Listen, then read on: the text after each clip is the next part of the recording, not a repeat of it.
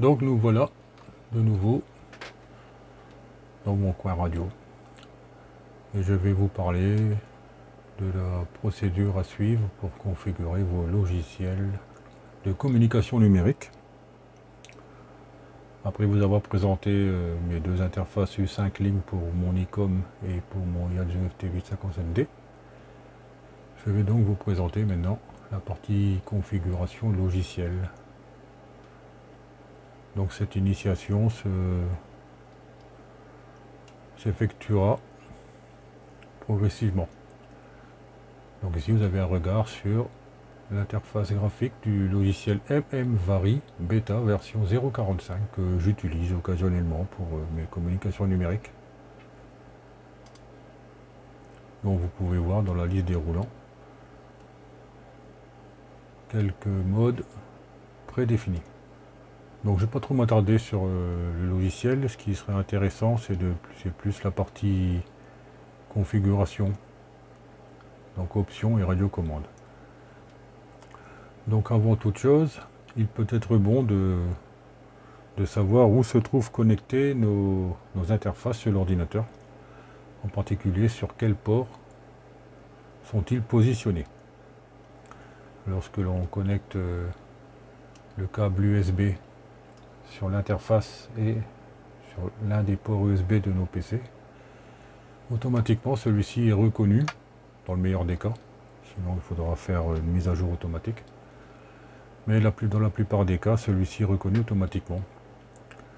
Donc il ne reste plus qu'à visualiser en faisant ordinateur, propriété système et gestionnaire des périphériques. Voilà. Donc ce qui nous intéresse, c'est la partie port et COM et LPT. Donc pour ce qui me concerne,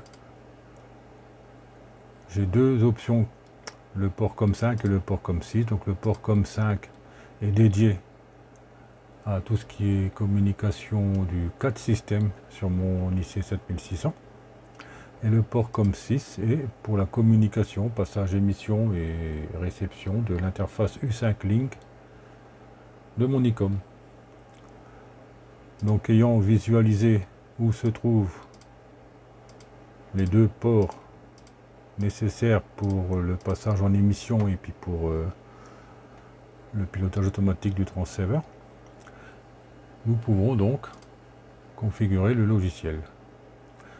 Donc nous allons faire ici l'onglet options, puis setup MMVary, et de là nous allons, si ce n'est pas fait, atteindre l'onglet TX et choisir, sélectionner le port COM en question en fonction de votre configuration. Pour ma part, c'est le 6. Dans la foulée, je vais configurer l'entrée in et out de la carte son. Donc pour ma part, j'utilise sur le microphone USB audio codec, et pour la sortie out haut-parleur, l'USB aussi audio codec. Mais bon, il y a d'autres possibilités en fonction de vos configurations matérielles. Mais pour ma part, c'est ces options-là qui sont pertinentes. Donc je repars donc sur l'onglet TX et je vais configurer le pilotage automatique pour visualiser la fréquence. Donc tout d'abord, moi c'est déjà pré-réglé, mais tout d'abord il faudra agir ici, Rig. Dans le menu déroulant, sélectionnez votre transceiver en fonction de sa référence. Pour ma part c'est ICOM, donc je laisse sur ICOM. Je configure ici le numéro X hexadécimal 7 alpha 7A, puis dans VFO Polling je vais configurer ICOM CI-5 pour le CAT système.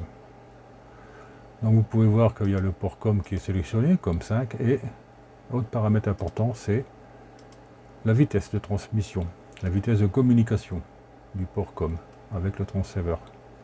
Pour ma part, je utilise 19200 baux. De toute manière, je ne peux pas aller plus loin. Sur ce logiciel-là, en tout cas.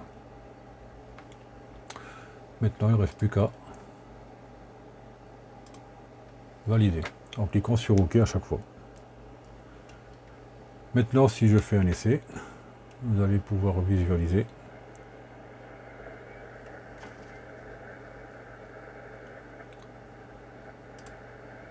Le passage en émission. Donc voilà.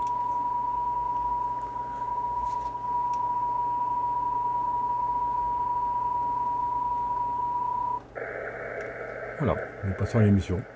Je peux pas vous faire voir en même temps que je filme sur l'ordinateur le transceiver. Mais je peux vous assurer que ça fonctionne. Ceci termine cette vidéo de présentation sur la configuration logicielle. Donc là j'ai pris comme exemple MM-Vari, mais bon, le principe est sensiblement le même pour l'ensemble des logiciels. Donc si vous avez trouvé cette information pertinente et très intéressante, n'hésitez pas à réagir en cliquant sur le pouce en l'air, ça fait plaisir, et à vous abonner le cas échéant. Si ce n'est pas fait, n'hésitez pas à le faire. Vous ne le regretterez pas et vous trouverez des informations et des vidéos intéressantes. Je vous dis à bientôt.